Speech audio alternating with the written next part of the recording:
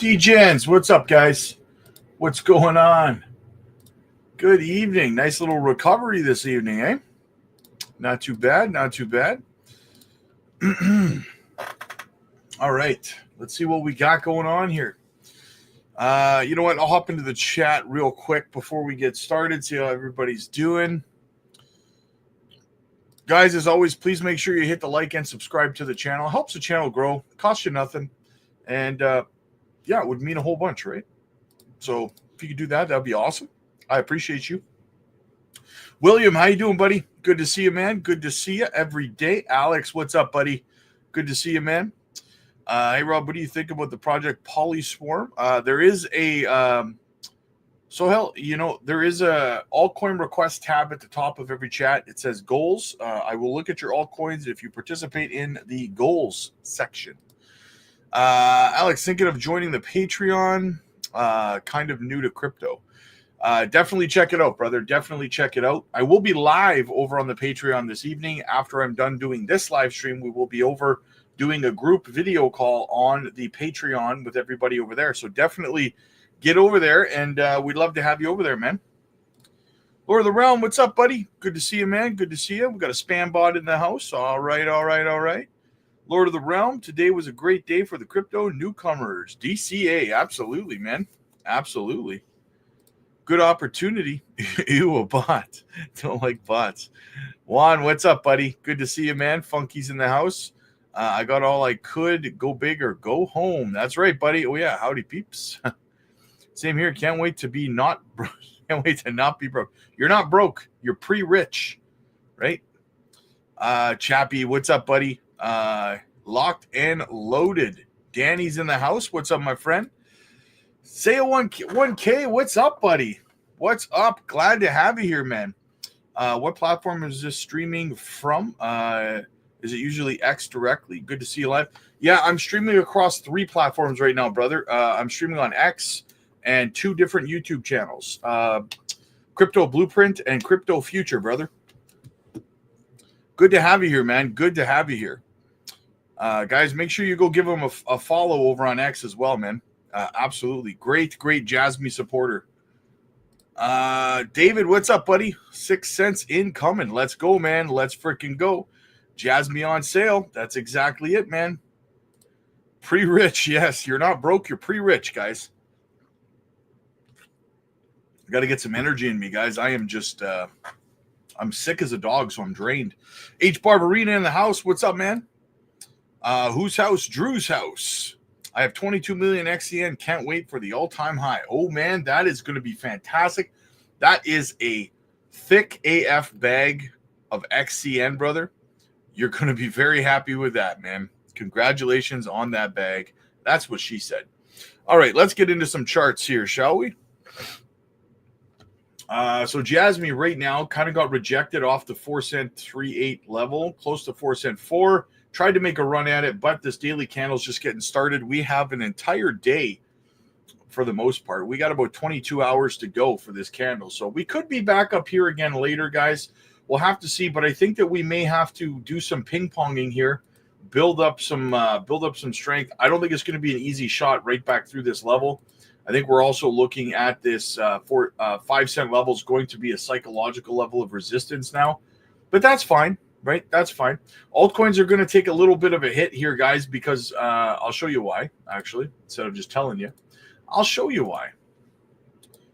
Couple of reasons, okay? But most importantly, if we go over to the Bitcoin dominance, what do we have? What do we have? Oh, Bitcoin dominance is making a comeback, guys.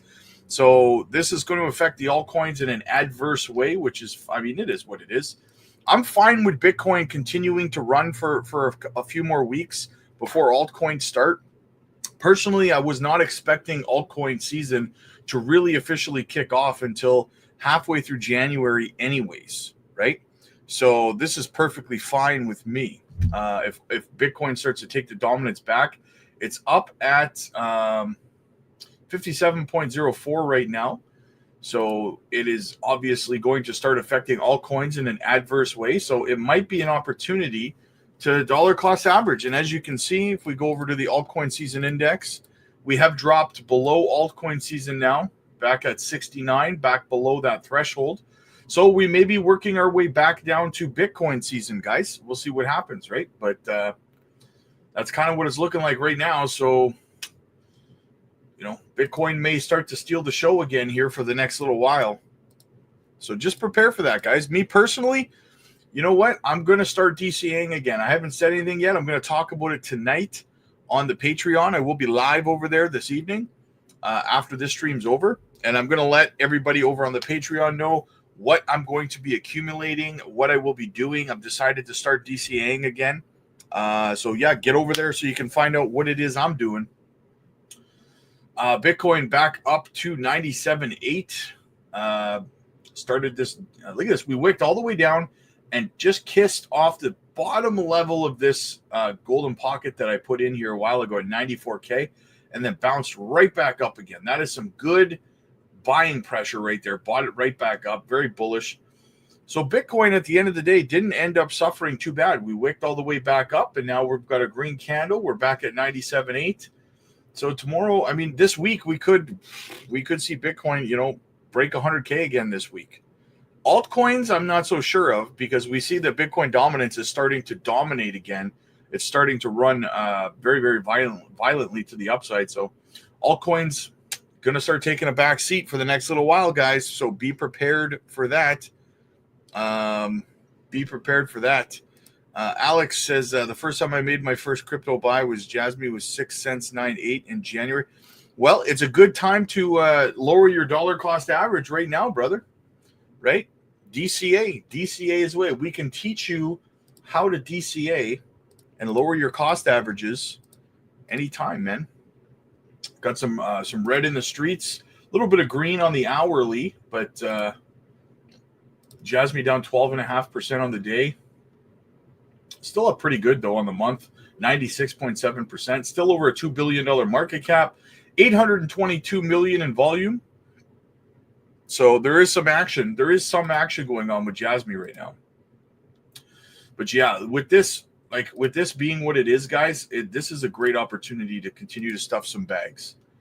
And I've decided that I'm going to take full advantage of the situation, and I'm going to do just that, right? There are some bags I would have loved to top up more, and that's what I'm going to start doing. That's what I'm going to start doing. Sui's down at $3.80, guys. What a good pickup Sui would be. Absolutely crazy. All right, let's get into the news a little bit here, guys. Let's see what's going on. Got an article to kick things off. So Bitcoin, 3 U.S. economic data points could shake up the market this week.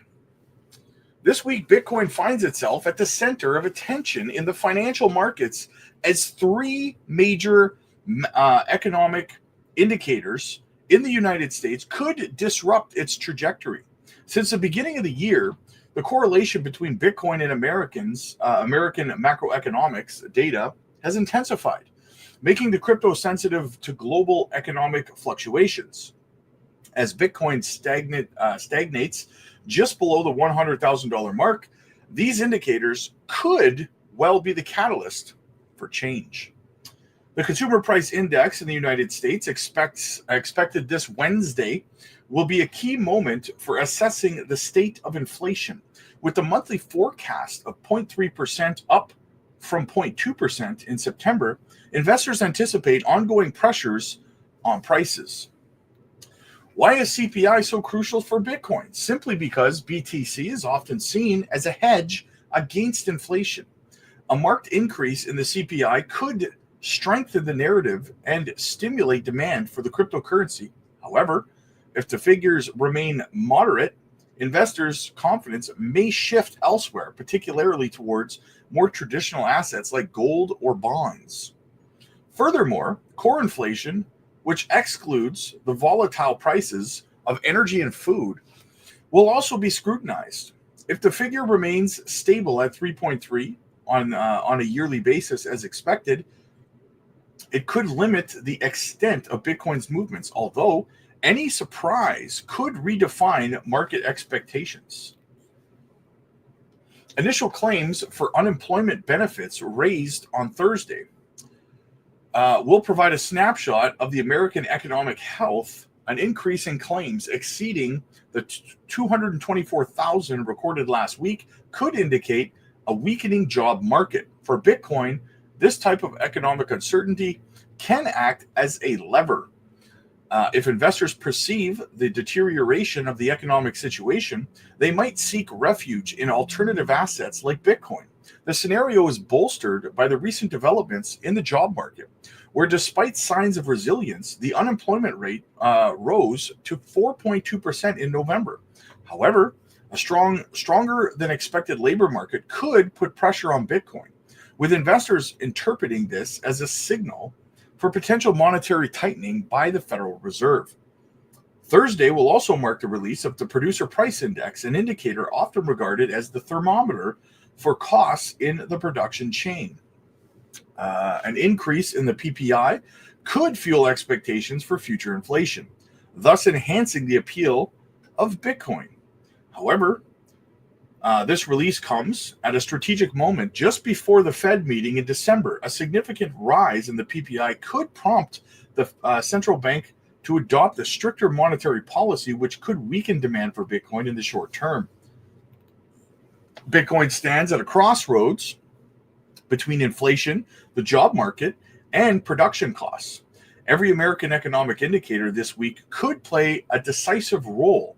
Cryptocurrency investors must remain vigilant and ready to quickly react to market fluctuations. Big things popping, little things stopping. We'll see what happens this week. Could be good, could be bad.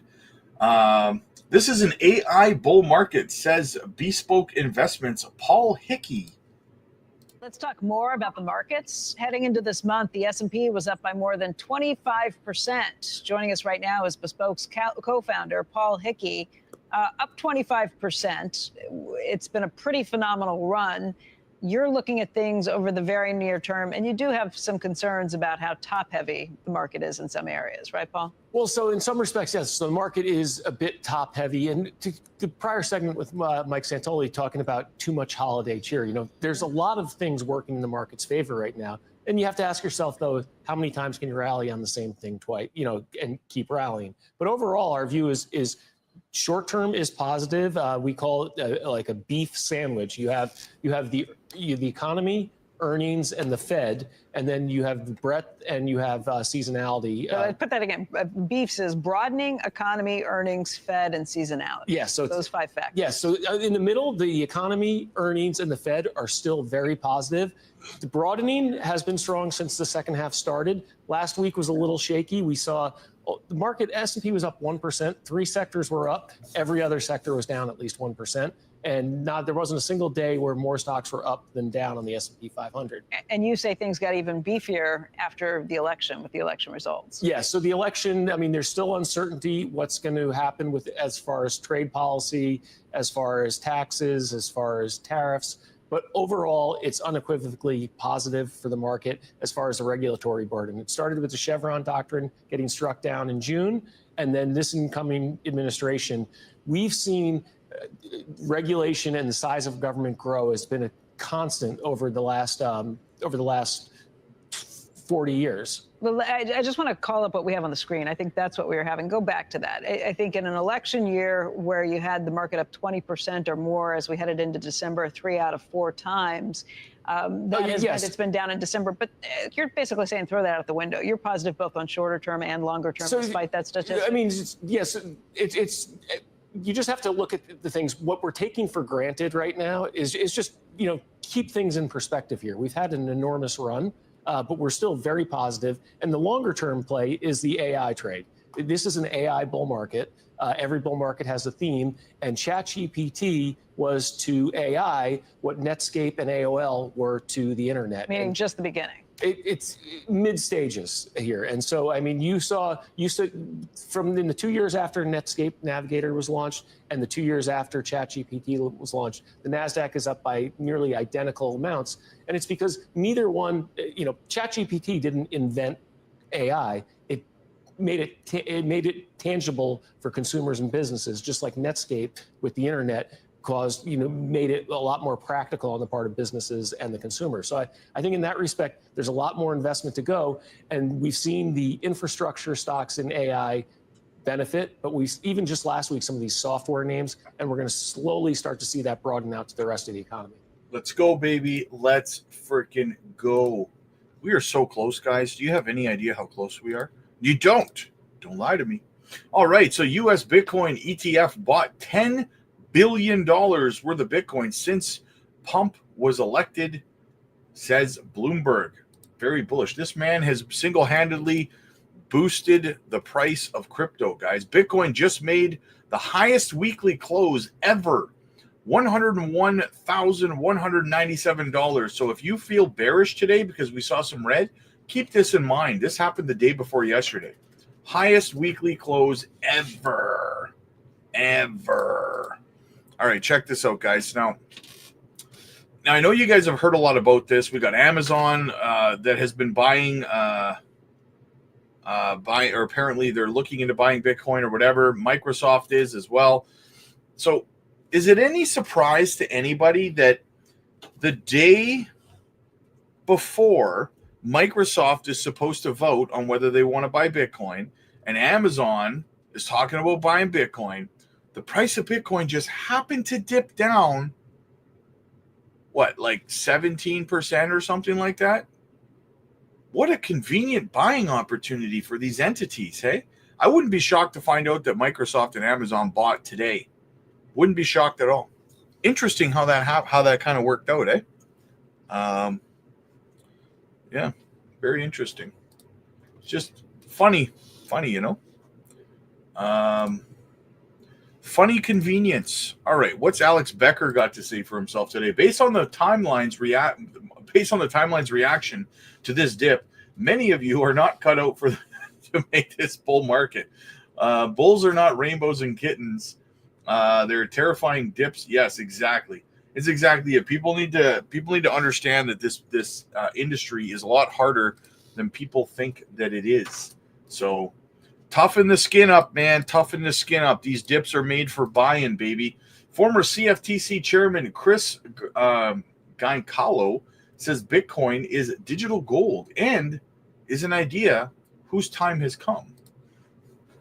Recently climbing more than $100,000 per. This as investors anticipate Donald Trump will usher in a new era of crypto-friendly policies and legislation during his first 100 days. What's that mean to you?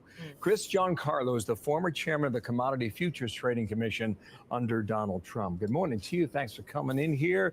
Here's a Treasury document calls Bitcoin digital gold. We've heard that before, okay? That's one element. Next one, Elon Musk praising El Salvador's Impreso crypto reserve. All right. So that's an interesting relationship. Why is this happening now? What does the incoming administration see as favorable for Bitcoin? There's a number of reasons why this is happening. One is because the technology has come about. We finally reached the stage of the internet where we can go beyond storing information on the internet to actually storing things of value. Things of value like wealth, things of value like ownership of a home. This is what they call the new wave of the internet, an internet of value, and the technology's there. In fact, when you think about Bitcoin or Ethereum or these others, what they really are is protocols that allow us to store value on the internet, as opposed to the way we've been doing it in human society for only the last 400 years, storing value in basically an IOU from a financial institution. And as we've learned in the last 40 years, during which the internet has never gone down, banks have failed, including 3 banks of America's top 20 just in the last 3 years. So moving value storage on the internet is an idea whose time has come. Okay, you got that? Kind of. I'm going to ask you this. So on call for number 4, this is the number of crypto millionaires that's been surging. Okay, so I think one of the things that happens, and you had a good question to him initially, which is, what does it mean for you? Because when most people are thinking about themselves, like, well, I don't understand this stuff, so I don't know how to invest. Let's go, baby. One thing you said Millionaires. is, crypto is the umbrella, right? Is that right? That's right. And then Bitcoin is one type of crypto. That's right. And there are lots of different types of crypto. Exactly. So what's a good crypto and what's a bad crypto? How do you know? Right. So just as there's multiple protocols By for doing your storing research. information, there's HTML, HTTP. They all do different things. Some are good for website establishment. Some are good for email. In a similar way, different cryptos allow you to store different values. Bitcoin, which is the most widely known and has had the most spectacular success, might be the equivalent, as you said, Bill, to digital gold. In the previous world, the analog world, what cash was to gold, in the digital world, digital money may be to Bitcoin. Let me give you another example. We live in a time where 1 out of every $4 has been printed in the last 5 years. We are actively debasing our currency. And at the same time, Bitcoin has, into its design, programmed scarcity. You can never have more than a certain amount of Bitcoin. And so the dollar is depreciating, Bitcoin is appreciating. Quick factoid. In 2018, the average American home would have cost you over $260,000 and over 400 Bitcoin. Today, the average American home is now over $460,000. It would cost you less than 5 Bitcoin. What's been the better investment of the last 5 years, Bitcoin or dollars? I mentioned the tweet from Elon Musk. The reason he did that is because the government El Salvador, tiny little Central American country, they embrace crypto. Yes. I think it was 2 years ago, I believe now. So they've got 24 months of a track record. Has it worked for them? Well, I don't know exactly the price, but 2 years ago, Bitcoin would have been less than $30,000 a Bitcoin. Today, it's over $100,000. So they've seen threefold increase of their value of their reserves in El Salvador. So it looks like a pretty good point, investment. it looks like it's a pretty good deal for them. Pretty good deal for them. There's a lot. Can I get your number? Can I get your number? 20,000 questions. We don't have enough time. And I am interested because I also feel like on the technology side of it, setting aside the money and getting rich and all that, but on the technology side, like if my uncle gets a new car and he's waiting for the title, the technology could make that fast. Well, instantaneous. Right, that's and the point. accessible by any time, anywhere with a computer. Okay, It takes out the middlemen. thank you. Thank you for being here. Nice My to pleasure. see you. I'm getting your number. All right. She says, "Can I get your number?" She wants to get rich on crypto too, man. She needs to do her research, brah. BitGet targets U.S. markets under Trump's pro-crypto administration. The new U.S. administration is drawing in global investors with its strategic move. With the forthcoming Pump administration expected to pro-crypto approach, crypto exchange BitGet is exploring potential partnerships with U.S. firms to secure a foothold in the country. Now, this is funny, guys, before I go on, because we just had a very good conversation, I think, yesterday over on the Patreon. We do group Zoom calls over there, and we were discussing how the new administration is going to eliminate the problem that a lot of you guys in America have when it comes to being able to have access to exchanges, because there will be regulations put into place on a federal level. So a lot of these exchanges you're going to be able to use again. The downside to this is that a lot of these exchanges are also going to go under and not be allowed to work in the US, because one of the stipulations, I'm sure, this is just speculation, but I'm sure in the United States is going to be that these exchanges are going to have to probably do at least quarterly reports proving that they're solvent, right? And a lot of these exchanges are not solvent, right? So that's going to be a problem. Some exchanges will die. A lot will succeed and grow. The bigger ones like Coinbase, Binance, KuCoin, all those kind of crypto.com, I'm sure they'll all be fine, right?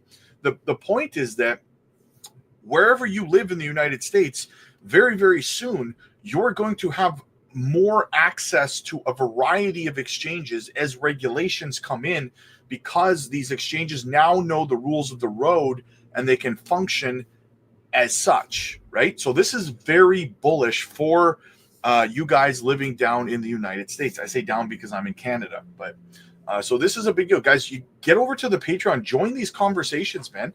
You're missing out. BitGet CEO Gracie Chen said, "We are revisiting the U.S. strategy. Although we have not decided on anything yet, if we have a local partner who has many of these licenses already, then we could do a joint venture. For example, we could, so we don't need to go through the applications. We might take that approach, but it's not decided yet. So they're looking for a partner in the States at this point in time that's already licensed. In a recent interview, the exchange's CEO said that BitGet considered starting the process of getting U.S. state licenses in early 2022. But after FTX went down, things didn't look good. No kidding, eh? Chen added that the ridiculously high court costs and the possibility of going up against Coinbase directly made things worse. Even if Pump makes crypto regulations clearer in the U.S. as president, newcomers will still have to deal with the mess of state-based licenses and different government agencies. Still, BitGet knows how to make partnerships that work for both parties. For example, its most recent partnership with the UK trading firm Archax helped to comply with British rules for financial advertising. Crypto has been in regulatory trouble in the United States, especially under Biden's administration. During the SEC's chair Gary Gensler's tenure, several crypto exchanges, crypto investors, and traders have left America. BitGet's planned entry to America shows faith in the new Pump administration. In April of 2023, Coinbase CEO Brian Armstrong said that the crypto exchange would consider leaving the U.S. if the industry's regulatory environment does not become clearer. Armstrong asserted, "I think the U.S. has potential to be an important market for crypto, but right now, we're not seeing that regulatory clarity that we need. I think in a number of years, if we don't see the regulatory clarity emerge in the U.S., we may have to consider investing more elsewhere in the world." Regulatory uncertainties not only affected Coinbase, its rival exchange, Bittrex, said it planned to exit the U.S., citing the current U.S. regulatory and economic environment. The reports followed the Wells notice the crypto exchange had received from the SEC. In addition, Binance's U.S. arm, Binance US, faced a market backlash that led to the exchange consider exiting America. The crypto lawfare later saw CZ step down from the leadership role and pay $4 billion in fines. Binance may choose to leave the U.S., which could make the resolution with the SEC easier, says Philip Mustikis, a partner of the New York-based law firm Seward and Kissel. If Binance were to agree to leave the United States and shut down all operations in the United States and no longer access the U.S. capital markets and investors, I think it might be easier for them to find that resolution. But they're not obviously going to leave anymore, right? Now that we have a new administration, big things popping, little things stopping. You guys know what it is. BlackRock bought another $400 million worth of Bitcoin today, guys. Did you, DCA? Because they sure as hell did. There is now 85% chance we will see a 25 basis point rate cut in a couple of days, 9 days away. So we will see that 85% chance. Wow. Absolutely phenomenal there. Absolutely phenomenal.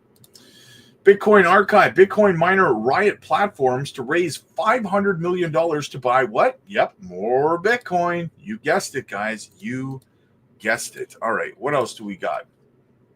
JASMY's weekly candle close above the cup and handle neckline. So we got the close we needed, as you can see here, guys, on JASMY for the cup and handle. Next stop, Moonshot, baby. Moonshot City. All right, what else do we got? Here we go. Let's check this out. Michael Saylor, sell the past, buy the future. Let me ask you about the strategic reserve idea, because it's very interesting. As you point out, it's not a Bitcoin standard. There's been many versions of proposals. Obviously, Senator Cynthia Lummis's Bitcoin Act is one. you said people should sell their gold to buy Bitcoin. That's what the act proposes, right? And there's a bunch of other varieties. How should the government be thinking about this in your view? Gold is a shiny, dead rock. Sell it all. Like, you really want to, if you want to elevate U.S.'s economic leadership in the world, there are two very simple strategies, almost three, but two. Dump the gold and buy Bitcoin because you simultaneously demonetize the asset held by your enemies. Who owns the gold, right? You just sell it all and demonetize gold once and for all, put a stake in its heart, and buy Bitcoin, and you get 25% of the Bitcoin network for free. But it's better, right?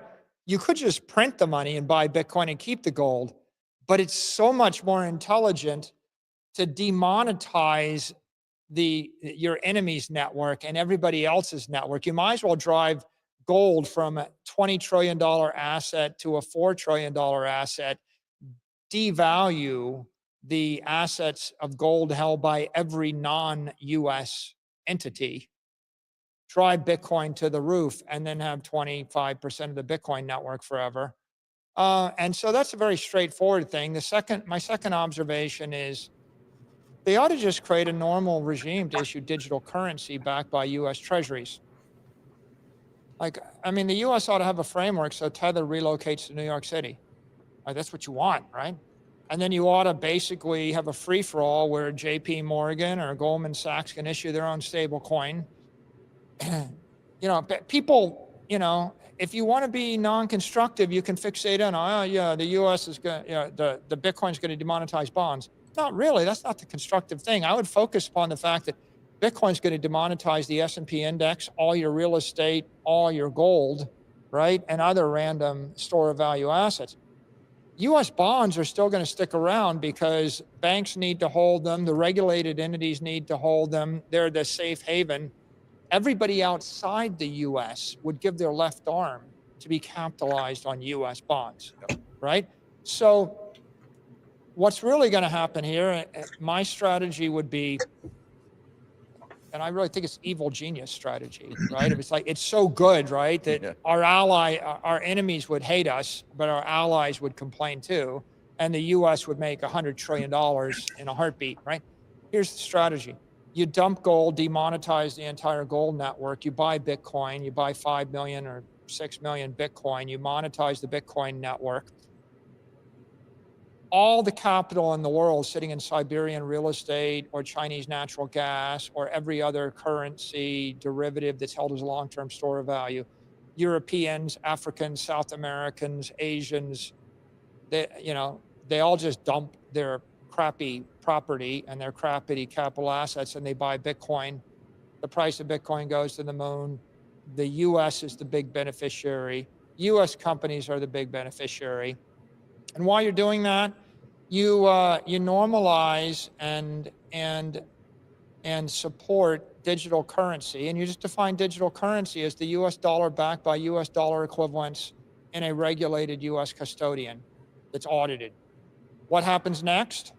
$150 billion of stable coin goes to $1 trillion, 2, 4, 8, and probably somewhere between 8 and 16 trillion dollars.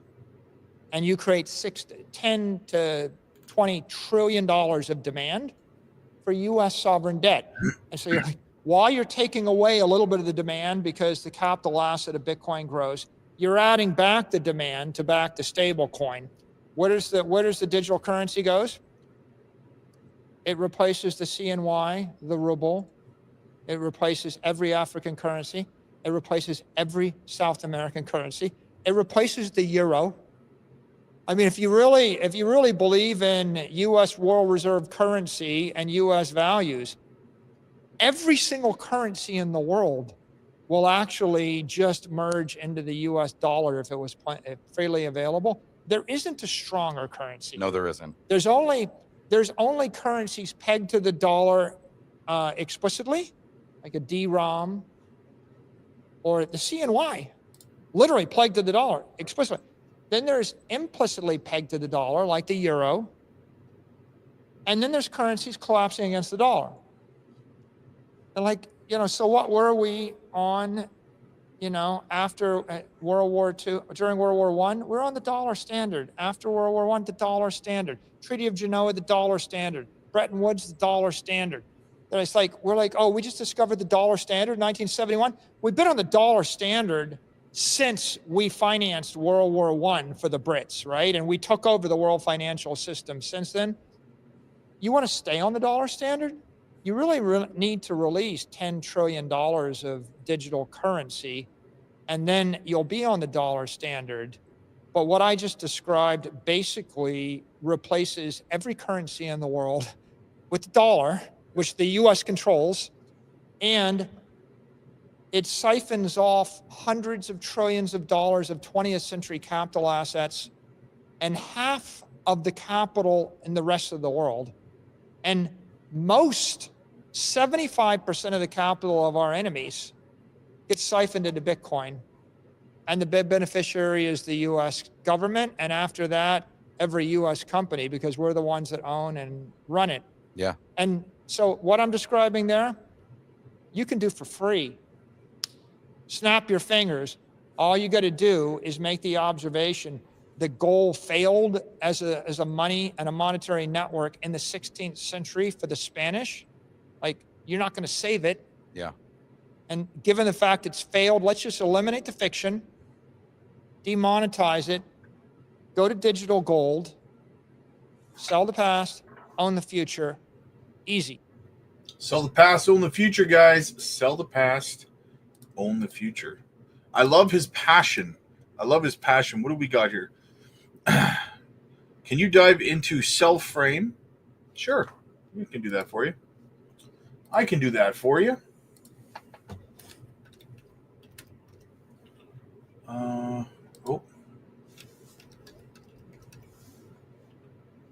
Cell frame.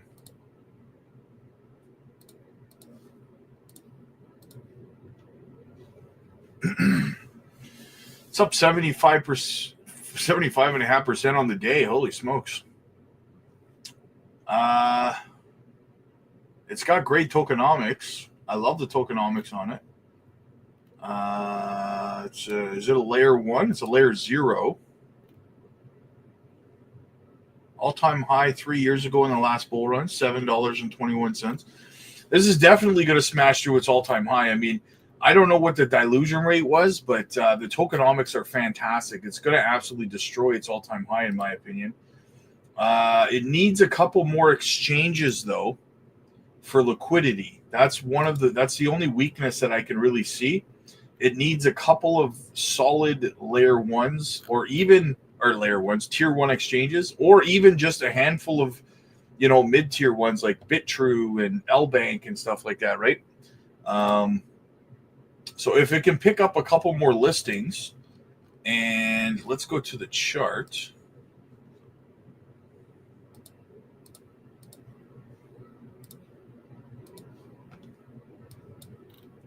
I mean, look at that. It's having a great run right now. It's having a bit of a correction. That's the 15-minute. Let me go to the 4-hour. It's running up pretty high on the 4-hour. Why is it running up like that, though? Was there some news or something? What's the daily look like?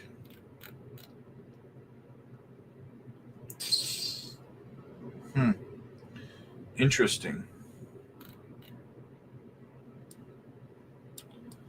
Interesting.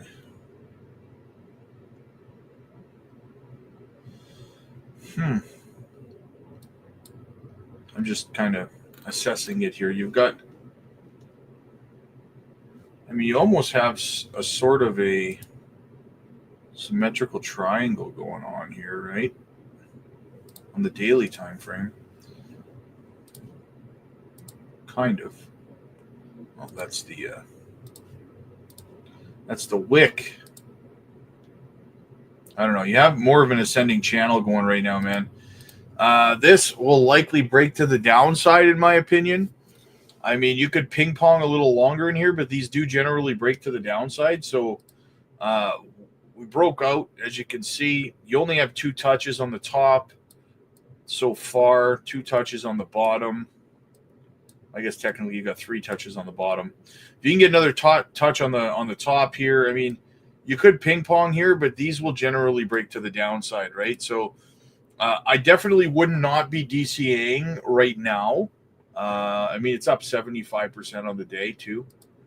So if you're interested in this one, I would definitely wait for this pattern to kind of play out a little further, because you probably could see this break to the downside a little bit more, especially with Bitcoin dominance taking over the way that it is right now.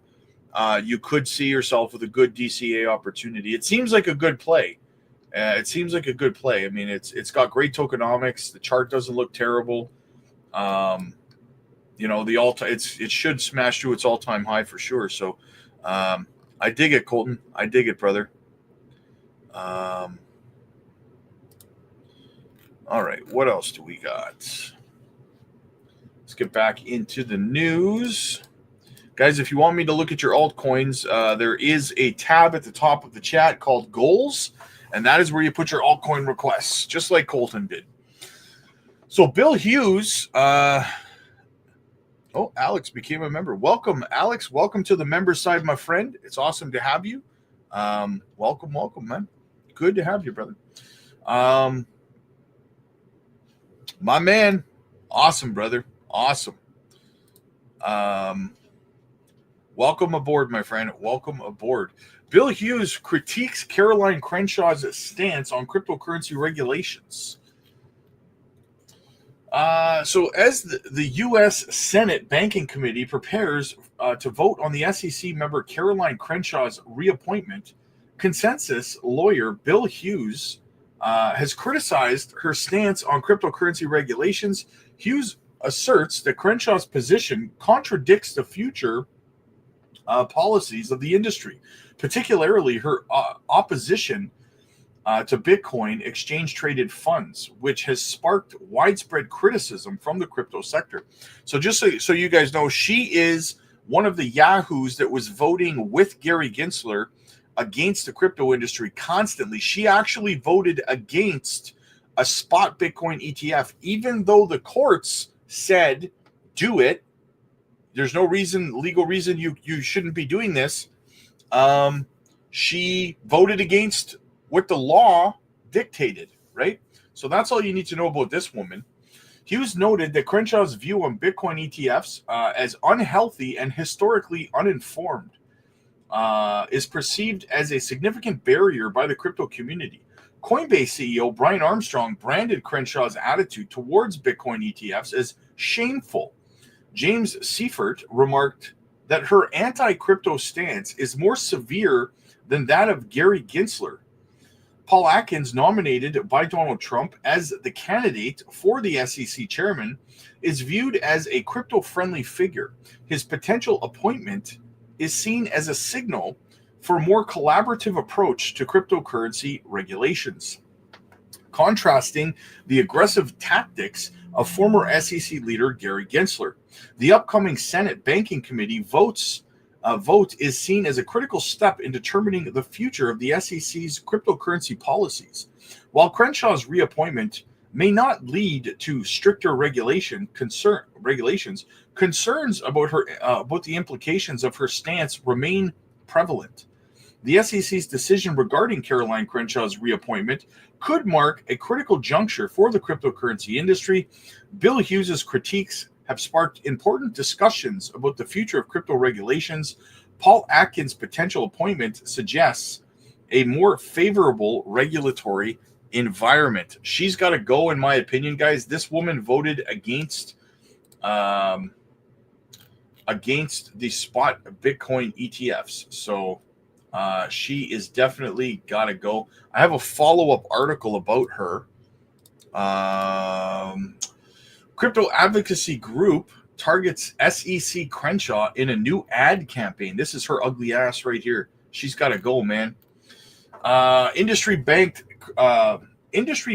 crypto advocacy groups have launched targeted campaigns against the renomination of Caroline Crenshaw in the SEC. The campaigns are led from two ends, with Cedar Innovation Foundation leading the online onslaught in social media, while Blockchain Association and DeFi Education Fund are writing to the U.S. Senate Committee on Banking, Housing, and Urban Affairs. Through X, Crenshaw is accused of being anti-crypto more than the outgoing chair of the commission, Gary Gensler. The advocacy group launched a new 5-figure digital ad campaign that will be shared across all social media platforms in Washington. The ad addresses lawmakers, urging them to reject Democratic Commissioner Crenshaw's renomination to the SEC.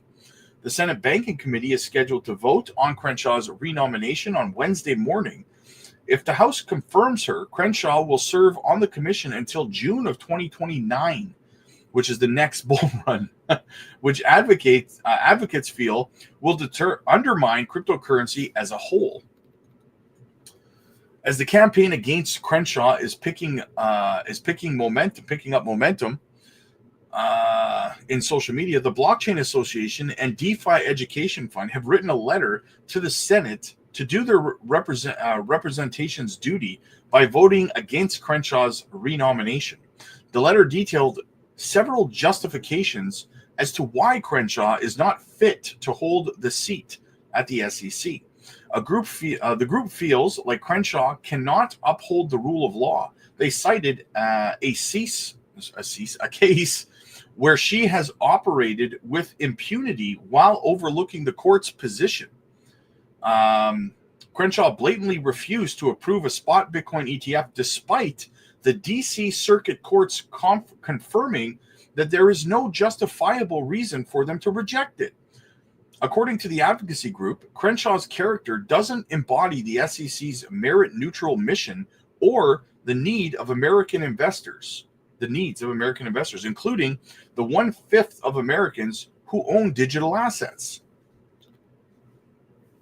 The Senate is urged to reject her and her failed policies of the past instead of approving the nomination, which will have extreme consequences for crypto lovers. President-elect Donald Trump appears interested in digital assets and has committed to forming a special crypto reserve. Trump said that America must start warming towards crypto, or it will be left behind. He highlights how other countries are leveraging crypto for their own growth. He pointed to the United Arab Emirates as a valid example of a nation that has embraced crypto and has made progressive policies in the sector. So he sees the which way the wind is blowing here, guys. She's got to go. Hopefully she gets voted out. Yeah, it will be. I mean, listen, guys, it's not going to be that terrible if she gets renominated. She's not going to have the pull that she had when Gary Gensler was at the head of the SEC. So, you know, she can't really be that terrible in terms of her power. Marty Bent and Nolan Burrell grill Justin Sun and explain why all roads lead to Bitcoin. I mean, Bitcoin's probably the first and last lesson. You get into Bitcoin, you're like, this is interesting. Is there anything better? You go experiment with crypto, you get rugged, you get wrecked, you realize that you should stay humble and stack sats, and you come back to Bitcoin. Yeah, and I mean, I think crypto as a museum is a great example. It's like it's cute and all. Like, museums are fun. However, like the ultimate goal of Bitcoin and the mission that many in the industry are on, and what we're trying to achieve, is much bigger, much larger, much more virtuous, I'd argue, than building museums for people to play. And this is deadly serious to me. The sovereign debt crisis, the inflation crisis, the quality of life crisis, the gap between the rich and the poor that exists not only in the US but globally is a massive problem. If we don't solve that problem rather quickly within a generation, it's going to lead to a lot of strife and dismay for my children's generation. And so when it comes to building museums or focusing on a protocol that has a problem to solve these systemic issues that exist globally, I'm going to focus on the latter because I think it's more important. But what about the argument, and I think a lot of people say this, and I think Justin would agree, we're running out of time, but I'll try to paraphrase what I think you'd say. You know, crypto seems to be like the greatest gateway drug to Bitcoin. Like you said, you know, you visit the museum, but then it's the first and last lesson. Yeah, I agree with that. I mean, I've seen this multiple examples of people who listen to my podcasts, listen to newsletter or read the newsletter. Investors in 1031 come to us, have told me I was into crypto, I was experimenting with Ethereum and Solana, got wrecked and did some research, really came to understand that Bitcoin is where the signal at, and that's why I'm here now. So would agree with Well, that was the last word to Marty. We're out of time. Justin, thanks a lot for joining us here at a Bitcoin show. We like the experimentations. It's a lot of fun. And thank you, Marty, for being a Bitcoiner and defending your point of view. Thank you, Nolan. Thank you. Thank you. Thank you, Justin. Thanks, everyone, for coming. Oh, Justin Tron. That guy. Could Bitcoin sale solve U.S. budget issues? Economist Peter Schiff has stirred conversations once again as he proposes a controversial strategy for managing the U.S. budget deficit. He suggests that the Biden administration should liquidate the nation's Bitcoin assets, arguing that this action could provide significant financial relief. According to Schiff, a complete sale of the U.S. government's Bitcoin holdings could greatly diminish the 2024 budget deficit. He asserts that the influx of cash from these sales would be a critical support to the economy. How about we sell the gold instead, Schiff? How about that? Nah, bro? Schiff critiques the notion of establishing a strategic Bitcoin reserve under President Biden, labeling it as nonsense. He argues that such a reserve could hinder Trump's campaign promises if he wins the presidency and tries to create a similar reserve. Despite Schiff's skepticism, discussions around the reserve are gaining traction, especially following Senator Cynthia Lummis's introduction of the Bitcoin Act of 2024, which aims to acquire 1 million BTC over 4 years. Here's the thing about Schiff, guys. He's a gold bug, and he wants the value of his gold to continue to rise, and he sees that the value of gold is decreasing because the value of Bitcoin is increasing. Everyone is moving over to Bitcoin. So he's threatened by this. His bags depend on trying to convince people that gold is the way to go, right? So therefore, he's not someone that you should trust in terms of where you should financially, what's best for you financially, since he's only interested in pumping his own bags, right? He would love everyone to buy gold so that he could dump on them, basically, right? So haters gonna hate, ain'ters gonna ain't. All right, Bitcoin news. Bitcoin ETFs surpass $100 billion in assets under management.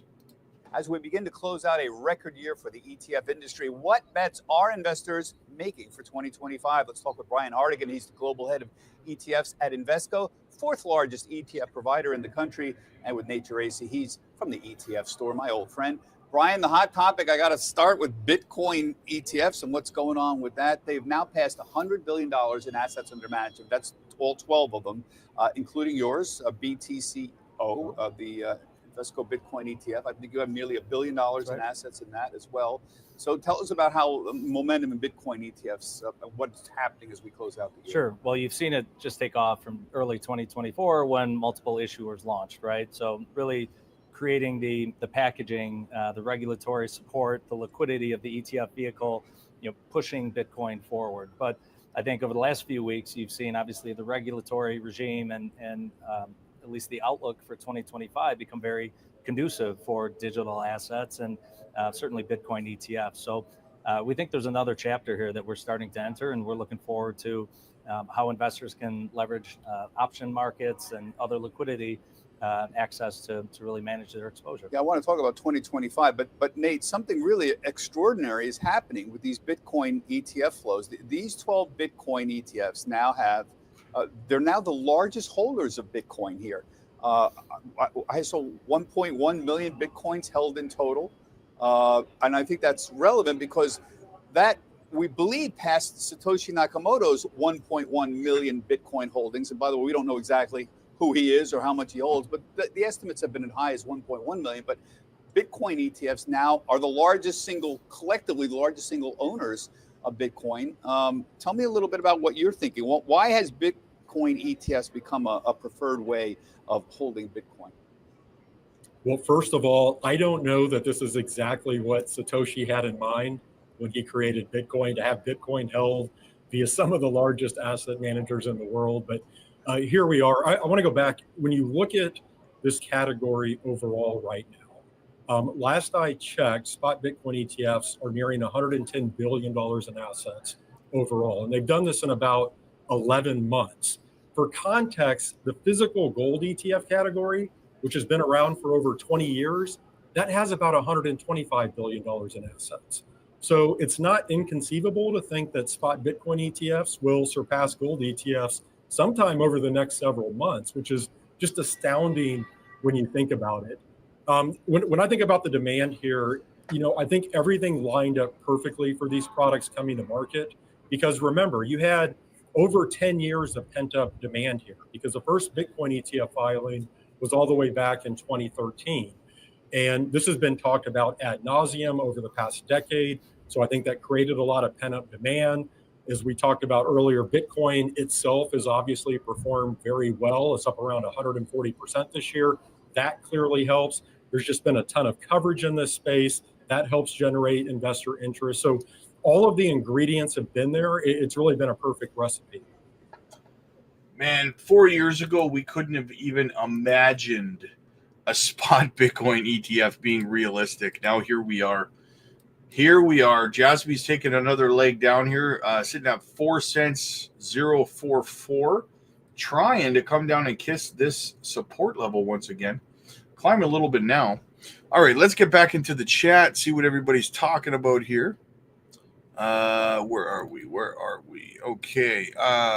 VTT, just a massive liquidation event. Yes, it was. Spot on, brother. Boomer, what's up, buddy? Siga, everyone, woosah. We're definitely prepared for liftoff. Can I get a she-who? Watching Rob while playing Marvel Rivals is a good time. I appreciate that, man. I appreciate that. Rawhead Nick, what's up, man? It's about time to be that time, ladies and gentlemen. Big things popping. Swoopa, what's up, man? Hey, Rob and Crypto Family, caught the dip today. Is it a nice dip before the rip? Absolutely it is. Dip before the rip? Absolutely, man. I wish if JASMY will reach 50 cents by March. Possible. It's possible. Dwayne, what's up, buddy? What blue chip project do you feel will 3x before the end of the year? Man, I would say probably 50% of the altcoins can do that, to be honest with you. But, I mean, if I'm just having a quick glance, 3x,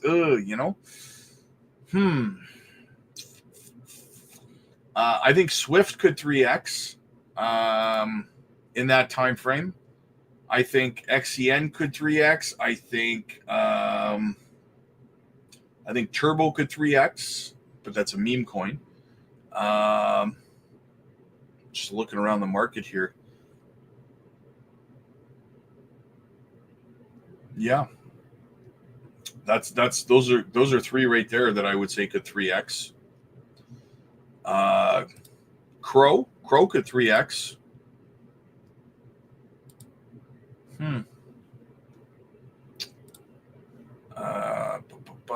I think AVAX could 3x for sure. SEI could 3x. JASMY could 3x. There's quite a few, man. Quite a few. All right. JASMY buys it at $3.34. Yeah. Nice. All right, guys. Well, that was a quiet chat today. All right. So that's the news. That's the chat, guys. Listen. I'm going to be live over on the Patreon in about 20 minutes, so get over there. We're going to do a group Zoom call over there, guys. I want to discuss what I'm going to be dollar cost averaging into here over the next couple of days. So get over there, join the conversation. You will not be disappointed. We have a fantastic time with our group Zoom calls every night. You can also schedule one-on-one coaching sessions with me. So definitely get over to the Patreon, guys. The link's in the chat. It's in the pinned comments. It's in the description. And I will see you guys live over on the Patreon in about 20 minutes. Peace.